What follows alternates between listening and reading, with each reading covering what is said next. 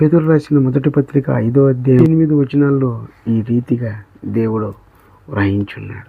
అదే రీతిగా నిబ్బరమైన బుద్ధి గలవారై మెలకువగా ఉండుడి. అవును కదా, నిబ్బరము అంటే ఏ ఆలోచన పెట్టుకోకుండా ప్రశాంతంగా ఆయన వైపు చూస్తూ ఉండమంటున్నాడు. మీ విరోధి అపవాది గర్జించే సింహం వలె ఎవరిని మృంగుదునా అని ఎతుకుతున్నాను.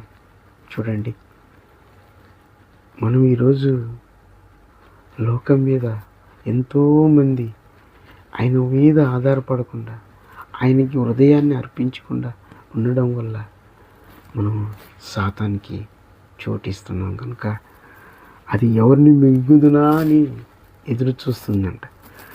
గర్జించే సింహం వల్లే ఎదురు చూస్తుందంట.